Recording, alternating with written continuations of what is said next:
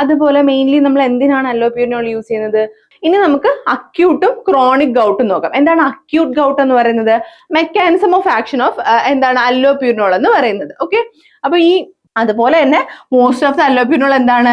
Urine വഴി excrete ആയിട്ട് പോവുകയാണ്. എങ്ങനെയാണ്? ഓക്സിപ്യൂരിനോൾ ആയിട്ട് എക്സ്ക്രീറ്റ് ആയിട്ട് പോവുകയാണ് ചെയ്യുന്നത്. Hi all, welcome to Edus international academy. So നമുക്ക് ഇന്ന് അല്ലോപ്യൂരിനോളിന്റെ ഫാർമക്കോളജി നോക്കാം. അപ്പൊ നമുക്ക് അറിയാം അല്ലോപ്യൂരിനോൾ എന്താണ്? ഒരു സാന്തൈൻ ഓക്സിഡേസ് ഇൻഹിബിറ്റർ ആണ്. അതുപോലെ മെയിൻലി നമ്മൾ എന്തിനാണ് അല്ലോപ്യൂരിനോൾ യൂസ് ചെയ്യുന്നത്? ഗൗട്ടിന്റെ ട്രീറ്റ്മെന്റിനാണ് നമ്മൾ അല്ലോപ്യൂരിനോൾ യൂസ് ചെയ്യുന്നത്. അപ്പൊ ഇത് മിക്ക എക്സാംസിനും ചോദിച്ച് കാണാറുണ്ട് ഈ അല്ലോപ്യൂരിനോളിന്റെ ഫാർമക്കോളജി ഒക്കെ. അതായത് എന്തെങ്കിലും ഒരു ക്വസ്റ്റ്യൻ റിലേറ്റ് ചെയ്ത് അല്ലോപ്യൂരിനോളിന്റെ ചോദിച്ച് കാണാറുണ്ട്.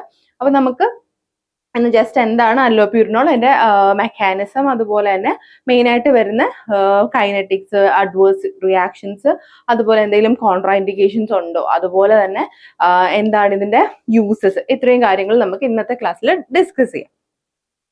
അപ്പൊ ആദ്യം നമുക്ക് ഗൗട്ട് എന്താ നോക്കാം. നമ്മൾ പറഞ്ഞു അല്ലോപ്യൂരിനോൾ എന്തിനാ യൂസ് ചെയ്യുന്നത്? ഗൗട്ടിനാണ് യൂസ് ചെയ്യുന്നതെന്ന് പറഞ്ഞു. അപ്പൊ ഗൗട്ട് എന്താണ്? ഗൗട്ട് എന്ന് പറയുന്നത് ഒരു മെറ്റബോളിക് ഡിസോർഡർ ആണ്. എന്തുകൊണ്ടാണ് ഈ ഒരു മെറ്റബോളിക് ഡിസോർഡർ ഉണ്ടാകുന്നത്? ഹൈപ്പർ യൂറീസീമിയ, അതായത് യൂറിക് ആസിഡിന്റെ ലെവല് നോർമലിനേക്കാളും കൂടുതൽ നിൽക്കുമ്പോഴാണ് നമുക്ക് ഗൗട്ട് എന്നൊരു കണ്ടീഷൻ ഉണ്ടാകുന്നത്. ഇവിടെ എങ്ങനെയാ സംഭവിക്കുന്നത്?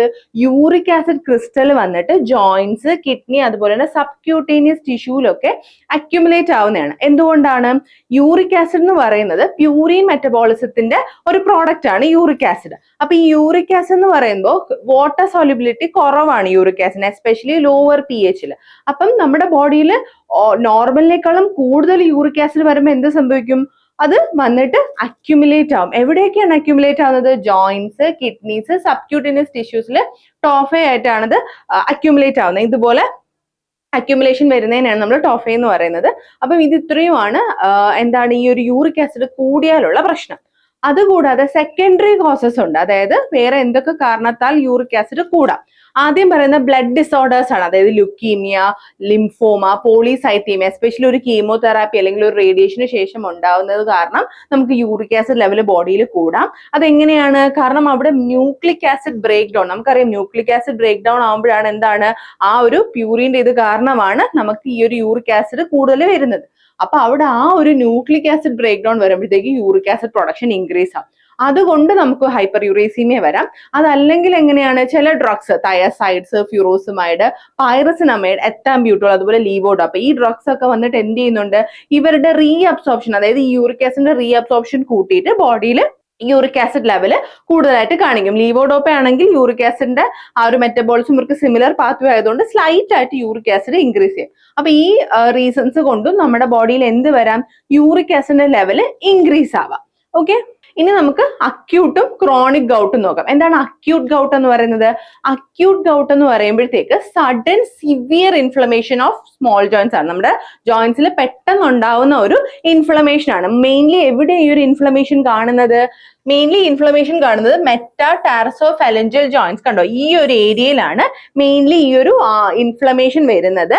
അതുപോലെ തന്നെ ഇതിന് നമ്മൾ എന്താ പറയുക? ഈ ഒരു ഗ്രേറ്റർ ടോയിൽ വരുന്ന ഈ ഒരു ഇൻഫ്ലമേഷൻ നമ്മൾ പറയുന്നതാണ് പൊഡാഗ്ര എന്ന് പറയുന്നത്, കണ്ടോ? അപ്പൊ എന്താണ് അക്യൂട്ട് എന്ന് പറഞ്ഞാൽ സഡൻ ആയിട്ടുള്ള ഒരു ഇതാണ്. അപ്പൊ നമുക്ക് സിവിയർ പെയിന്, അതുപോലെ റെഡ്നെസ്, സ്വെല്ലിംഗ്, അതായത് മോണോസോഡിയം ക്രിസ്റ്റൽസ് വന്നിട്ട്, മോണോസോഡിയം യൂറേറ്റ് ക്രിസ്റ്റൽസ് വന്നിട്ട് എന്ത് ചെയ്യാണ്? ഈ ഒരു മെറ്റാടാർസോഫാലഞ്ചൽ ജോയിന്റിൽ വന്ന് അക്യൂമുലേറ്റ് ആവുകയാണ്. അപ്പൊ നമുക്ക് ഈ ഒരു അക്യൂട്ട് ഗൗട്ട് എങ്ങനെയൊക്കെ ട്രീറ്റ് ചെയ്യാം? Anti inflammatory drug like NSAID, colchicine, corticosteroids ഒക്കെ വെച്ച് ട്രീറ്റ് ചെയ്യാം. അതുപോലെ എന്താണ് ഇവിടെ നമുക്ക് അക്യൂട്ട് അറ്റാക്ക് ആണെങ്കിൽ നമ്മൾ ഒരിക്കലും ഒരു യൂറേറ്റ് ലോവറിംഗ് ഡ്രഗ്സ് നമ്മൾ ഇവിടെ കൊടുക്കത്തില്ല. അതുപോലെ തന്നെ എന്താണ് after acute attack subside begin urate lowering agents. ആ ഒരു അക്യൂട്ട് അറ്റാക്ക് സബ്സൈഡ് ചെയ്തിട്ടാണ് നമ്മൾ എന്ത് ചെയ്യുന്നത്? യൂറേറ്റ് ലോവറിംഗ് ഏജൻസ്, അതല്ലെങ്കിൽ നമ്മൾ എന്ത് കൊടുക്കും? Anti inflammatory. ഈ രണ്ടും കൂടെ നമുക്ക് ഈ ഒരു അക്യൂട്ട് അറ്റാക്ക് സബ്സൈഡ് ചെയ്തതിനു ശേഷം നമുക്ക് കൊടുക്കാം. അപ്പൊ എന്താണ് പറയുന്നത്? നമ്മൾ ഒരിക്കലും ഒരു അക്യൂട്ട് അറ്റാക്കിൽ യൂറേറ്റ് ലോവർ ചെയ്യുന്ന ഡ്രഗ്സ് കൊടുക്കാൻ പാടില്ല. പിന്നെ വരുന്നതാണ് ക്രോണിക് ഗൗട്ട്. എന്താണ് ക്രോണിക് ഗൗട്ടിൽ പറയുന്നത്? ക്രോണിക് ഗൗട്ട് എന്ന് പറയുമ്പോഴത്തേക്ക് persistent pain and stiffness between attack ആണ്. അങ്ങനെയാണ് നമ്മൾ ക്രോണിക് ഗൗട്ട് എന്ന് പറയുന്നത്. ക്രോണിക് ഗൗട്ടിൽ എന്തൊക്കെ കണ്ടീഷൻസ് വരാം? ഹൈപ്പർ യൂറീസീമിയ, ഭയങ്കരമായിട്ട് യൂറിക് ആസിഡ് ലെവൽ കൂടുതലായിരിക്കും.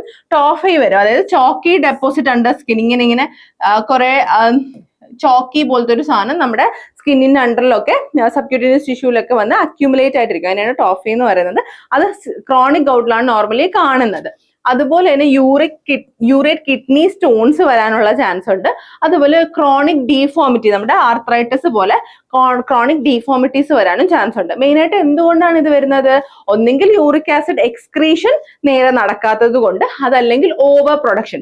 ഏറ്റവും കൂടുതൽ വരുന്നത് എന്തുകൊണ്ടാണ്? യൂറിക് ആസിഡിന്റെ എക്സ്ക്രീഷൻ നേരെ നടക്കാത്തതാണ്, അതായത് ഡിക്രീസ്ഡ് എക്സ്ക്രീഷൻ കാരണമാണ് ഇത് വരുന്നത്. അതുപോലെ ലെസ് കോമൺ ആയിട്ട് യൂറിക് ആസിഡ് പ്രൊഡക്ഷൻ കൂടുന്നത് കൊണ്ടും നമുക്ക് ഈ ഒരു ക്രോണിക് ഗൗട്ട് വരാം. മെയിൻ ആയിട്ട് പറയുന്ന കോംപ്ലിക്കേഷൻസ് എന്തൊക്കെയാണ്? പെർമനന്റ് ആയിട്ടുള്ള ജോയിന്റ് ഡീഫോമിറ്റിയും അതുപോലെ പ്രോഗ്രസീവ് ആയിട്ടുള്ള ഒരു ഡിസേബിലിറ്റിയുമാണ് ക്രോണിക് ഗൗട്ടിൽ പറയുന്ന കോംപ്ലിക്കേഷൻസ്. ഓക്കെ, അപ്പൊ ഇതാണ് അക്യൂട്ട് ആൻഡ് ക്രോണിക് ഗൗട്ട്. അപ്പൊ നമുക്ക് ഇനി ഇതിനകത്ത്, അതായത് ഗൗട്ടിന് ട്രീറ്റ് ചെയ്യുന്ന ഡ്രഗ്സ് നോക്കാം.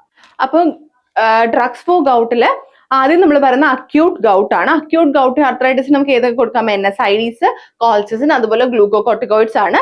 അതേപോലെ ക്രോണിക് ഗൗട്ട് അല്ലെങ്കിൽ ഹൈപ്പർ യൂറീസീമിയ വരുമ്പോഴോ യൂറിക് ഏജൻസ്, അതല്ലെങ്കിൽ synthesis, uric acid synthesis inhibitors ആണ് നമ്മൾ കൊടുക്കുന്നത്. അപ്പൊ ഈ യൂറിക് ഏജൻസിനകത്താണ് പ്രോബെനിസിഡും അതുപോലെ തന്നെ സൾഫിൻ പൈറസോൺ വരുന്നത്. അതേസമയത്ത് സിന്തസിസ് ഇൻഹിബിറ്റർ ആണ് അല്ലോപ്യൂരിനോളും ഫെബൂക്സോസ്റ്റാറ്റും. അപ്പൊ എന്താ ചെയ്യുക? യൂറിക് ഏജന്റ് വന്നിട്ട് റീനൽ എക്സ്ക്രീഷൻ കൂട്ടുവാണ് ചെയ്യുന്നത് യൂറിക് ആസിഡിന്റെ. അതേസമയത്ത് സിന്തസിസ് ഇൻഹിബിറ്ററോ യൂറിക് ആസിഡിന്റെ ആ ഒരു സിന്തസിസിനെ കുറയ്ക്കുവാണ് ചെയ്യുന്നത്. ഓക്കെ, അപ്പൊ നമ്മൾ ഇന്നിവിടെ നോക്കാൻ പോകുന്ന ഡ്രഗ് ഏതാണ്? അല്ലോപ്യൂരിനോൾ. എന്താണ്? സിന്തസിസ് ഇൻഹിബിറ്റർ ആണ് അല്ലോപ്യൂരിനോൾ എന്ന് പറയുന്നത്. അപ്പൊ അല്ലോപ്യൂരിനോൾ ഏത് ക്ലാസ്സിലാണ് വരുന്നത്? യൂറിക് ആസിഡ് സിന്തസിസ് ഇൻഹിബിറ്റർ ആണ്. And this is the drug of choice for chronic gout. Chronic ഗൗട്ടിന് നമ്മൾ കൊടുക്കുന്ന ഒരു ഡ്രഗ് ഓഫ് ചോയ്സ് ആണ് ഇതെന്ന് പറയുന്നത്, അല്ലോപ്യൂരിനോൾ എന്ന് പറയുന്നത്. ഓക്കെ, ഈ അല്ലോപ്യൂരിനോൾ എന്താ ഇതിന്റെ മെയിൻ ആക്ഷൻ വരുന്നത്? സാന്തൈൻ ഓക്സിഡേസ് ഇൻഹിബിറ്റർ ആണ്. അതായത് അല്ലോപ്യൂരിനോൾ എന്ന് പറയുന്നത് ഹൈപ്പോസാന്തീൻ അനലോഗ് ആണ്. ഈ അല്ലോപ്യൂരിനോൾ വന്നിട്ട് സാന്തൈൻ ഓക്സിഡേസിനെ ഇൻഹിബിറ്റ് ചെയ്യുന്നു. അതായത് ഇങ്ങനെയാണ് ആ പാത്വേ പോകുന്നത്. സാന്തൈൻ ഓക്സിഡിന്റെ ഹെൽപ്പോട് കൂടി സാന്തൈൻ ആവുന്നു, പിന്നെയും സാന്തൈൻ ഓക്സിഡിന്റെ ഹെൽപ്പോട് കൂടി യൂറിക് ആസിഡ്. ഇങ്ങനെയാണ് യൂറിക് ആസിഡിന്റെ പ്രൊഡക്ഷൻ പോകുന്നത്. അപ്പൊ അല്ലോപ്യൂരിനോൾ എന്താ ചെയ്യുക? അല്ലോപ്യൂരിനോൾ വന്നിട്ട് ഈ ഒരു സാന്തൈൻ ഓക്സിഡേസിനെ ഇൻഹിബിറ്റ് ചെയ്യുകയാണ് ചെയ്യുന്നത്. അപ്പൊ അല്ലോപ്യൂരിനോൾ തന്നെ ഒരു കോമ്പറ്റേറ്റീവ് ഇൻഹിബിറ്റർ ആണ്. വളരെ ഷോർട്ട് T-half ആണ് അവിടെ പറയുന്നത്. ദാറ്റ് ഈസ് 2 hours ഉള്ളൂ. അതേ സമയത്ത് ഇത് മെറ്റബിളൈസ്ഡ് ആവുമ്പോഴത്തേക്ക് ഓക്സിപ്യൂരിനോൾ ആവും. ദാറ്റ് ഇസ് അല്ലോസാന്തീൻ ആവും. അല്ലോസാന്തീൻ എന്താണ്? നോൺ കോമ്പറ്റേറ്റീവ് ആണ്. അറൌണ്ട് 24 hours വരെ അതിന് T-half പറയുന്നുണ്ട്. ഓക്കെ, അപ്പൊ ഇതാണ് മെക്കാനിസം ഓഫ് ആക്ഷൻ ഓഫ് എന്താണ് അല്ലോപ്യൂരിനോൾ എന്ന് പറയുന്നത്. ഓക്കെ, അപ്പൊ ഈ അല്ലോപ്യൂരിനോൾ എന്താ? നമുക്ക് നമ്മുടെ ബോഡിയിലുള്ള പ്യൂരിൻ, അതായത് ഡയറ്റ് വഴി അല്ലെങ്കിൽ ന്യൂക്ലിക് ആസിഡിന്റെ ഒക്കെ മെറ്റബോളിസത്തിന്റെ പ്രോഡക്റ്റ് ആയിട്ട് പ്യൂരിൻ വരുന്നു. പ്യൂരിന്റെ ഹെൽപ്പോട് കൂടെ എന്താണ്? ഹൈപ്പോസാന്തൈൻ വന്നിട്ട് സാന്തൈൻ ആവുന്നു. അവിടെ സാന്തൈൻ ഓക്സിഡേസിന്റെ ആക്ഷൻ ഉണ്ട്. അതുപോലെ തന്നെ സാന്തൈൻ വന്നിട്ട് സാന്തൈൻ ഓക്സിഡേസിന്റെ ഹെൽപ്പോട് കൂടി യൂറിക് ആസിഡ് ആവുന്നു. അപ്പൊ നമ്മൾ പറഞ്ഞതുപോലെ അല്ലോപ്യൂരിനോൾ എന്താണ്? സാന്തൈൻ ഓക്സിഡേസ് ഇൻഹിബിറ്റർ ആണ്. സാന്തൈൻ ഓക്സിഡേസിനെ എന്ത് ചെയ്യുവാണ്? ഇൻഹിബിറ്റ് ചെയ്യുവാണ് ചെയ്യുന്നത്, അല്ലെ? അപ്പൊ വന്നിട്ട് എന്ത് ചെയ്യുന്നു? Conversion of hypoxanthine to xanthine and xanthine to uric acid. ഈ ഒരു കൺവേർഷനെയാണ് ഇവിടെ ബ്ലോക്ക് ആവുന്നത്. അപ്പൊ നമുക്ക് എന്തിന് യൂസ് ചെയ്യാൻ പറ്റും? ക്രോണിക് ഗൗട്ടിന് നമുക്ക് യൂസ് ചെയ്യാൻ പറ്റും. അപ്പൊ ഈ ഒരു മെക്കാനിസം, അതായത് ഈ സാന്തൈൻ ഓക്സിഡേസ് ഇൻഹിബിറ്റ് ചെയ്യുമ്പോൾ എന്തൊക്കെ എഫക്റ്റ് ആയിരിക്കും നമുക്ക് കിട്ടുന്നത്? അപ്പൊ നമ്മൾ ഈ പാത്വേ നമുക്കറിയാലോ. അപ്പൊ ഇവിടെ നമുക്ക് മെയിൻ ആയിട്ട് കിട്ടുന്ന എഫക്റ്റ് എന്താണ്? പ്ലാസ്മ യൂറിക് ആസിഡ് ലെവൽ കുറയുന്നു. അത് കൂടാതെ ഹൈപ്പോസാന്തീനും സാന്തീൻ ലെവലും ഇൻക്രീസ് ആവുന്നു. കാരണം എന്താണ്? ഇവിടെ കണ്ടില്ലേ, ഇത് രണ്ടും ഇൻക്രീസ് ആവുന്നു. കാരണം ഈ ഒരു മെറ്റബോൾസ് അല്ലെങ്കിൽ ഈ ഒരു പാത്വേയിൽ സാന്തൈൻ ഓക്സിഡേസ് ഇൻഹിബിറ്റ് ആകുമ്പോൾ ഹൈപ്പോസാന്തീനും സാന്തീന്റെ ലെവലും കൂടും. അതേസമയത്ത് യൂറിക് ആസിഡ് പ്രൊഡക്ഷൻ നടക്കാത്തതുകൊണ്ട് യൂറിക് ആസിഡ് ലെവൽ കുറയും. അതാണ് ഈ എഫക്റ്റ് പറയുന്നത്. കണ്ടോ, ഡിക്രീസ്ഡ് പ്ലാസ്മ യൂറിക് ആസിഡ്, അതേ സമയത്ത് ഇൻക്രീസ്ഡ് ഹൈപ്പോസാന്തീൻ ആൻഡ് സാന്തീൻ ലെവൽസ്. അപ്പൊ എന്താണ്? ഈ 3 കാര്യം എന്ത് ചെയ്യുന്നു? Excreted in the urine. കാരണം എന്താണ്? ഹൈപ്പോസാന്തീനും സാന്തീനും കുറച്ചുകൂടെ എന്താണ്? വാട്ടർ സോല്യൂബിൾ ആണ്. They are more soluble. അപ്പം എന്താണ്? അവർ പെട്ടെന്ന് എലിമിനേറ്റ് ആയി പോകുന്നു, അല്ലെങ്കിൽ എന്താണ്? എക്സ്ക്രീറ്റ് ആയി പോവുകയാണ് യൂറിനിൽ. അപ്പൊ അവിടെ എന്ത് സംഭവിക്കുന്നു? ഈ ഒരു ഹയർ റീനൽ ക്ലിയറൻസ് ഉള്ളത് കൊണ്ട് പെട്ടെന്ന് എക്സ്ക്രീറ്റ് ആയി പോകുന്നു. അപ്പൊ എന്താ അവിടെ സംഭവിക്കുന്നത്? No crystal precipitation. നമുക്ക് വേണ്ടതും എന്താണ്? അവിടെ ക്രിസ്റ്റൽ പ്രസിപ്പിറ്റേഷൻ വേണ്ട. കാരണം ക്രിസ്റ്റൽ പ്രസിപ്പിറ്റേഷൻ വരുമ്പോഴാണ് ഗൗട്ട് വരുന്നത്. അപ്പൊ ഈ 3 സാന്തൈൻ, ഹൈപ്പോസാന്തൈൻ, യൂറിക് ആസിഡ്, ഇവർ 3 പേരും എന്താണ്? ഹയർ റീനൽ ക്ലിയറൻസ് ഉള്ളത് കൊണ്ട് എലിമിനേറ്റ് ആയി പോകുന്നു. അപ്പൊ അവിടെ ക്രിസ്റ്റൽ ഫോർമേഷൻ വരുന്നില്ല.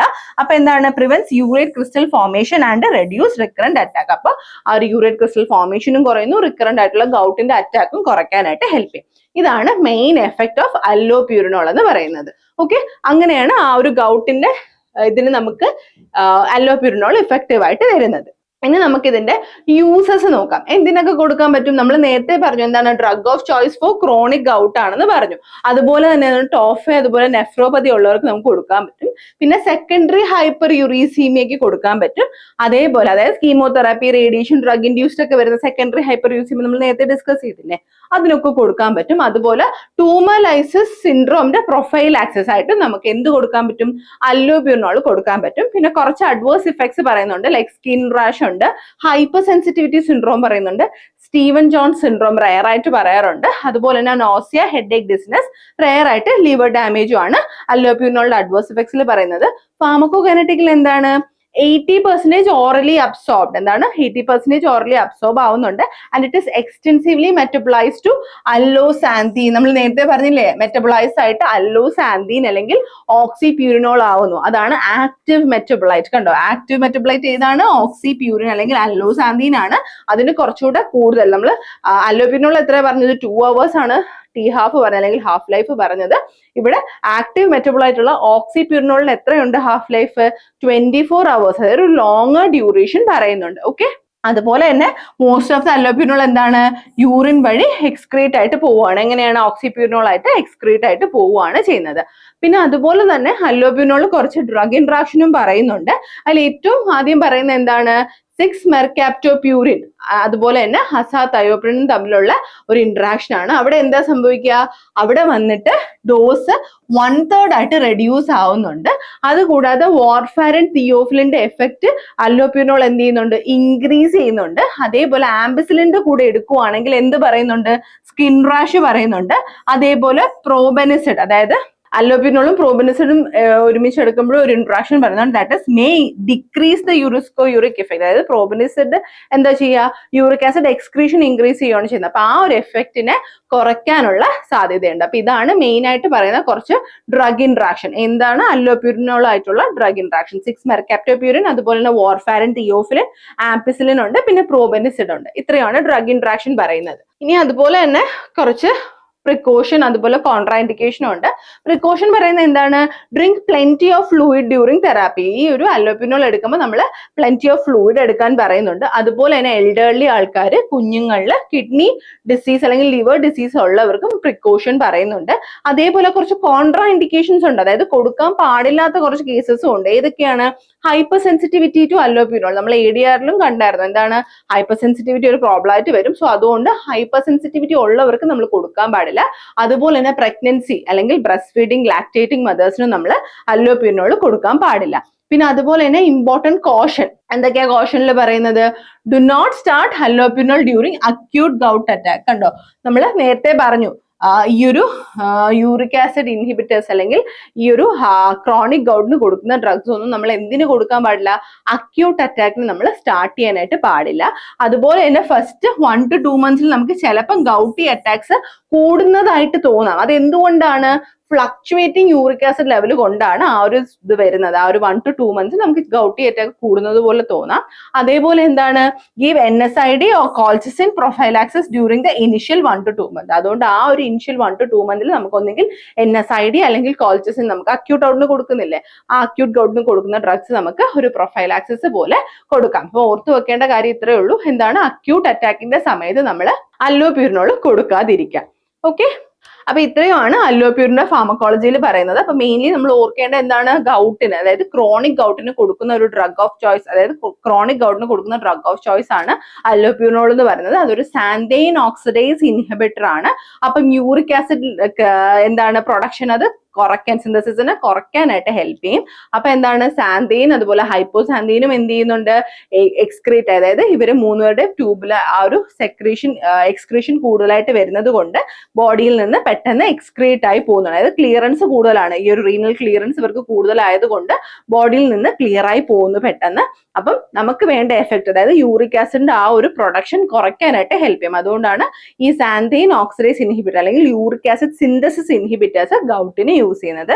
പിന്നെ അതുപോലെ ഓർത്ത് വെക്കേണ്ട കാര്യമാണ് എന്താണ്? ക്രോണിക് ഗൗട്ടിന് കൊടുക്കാം, സെക്കൻഡറി ഹൈപ്പർ യൂറീസീമിക്കൊക്കെ നമുക്ക് കൊടുക്കാനായിട്ട് പറ്റും.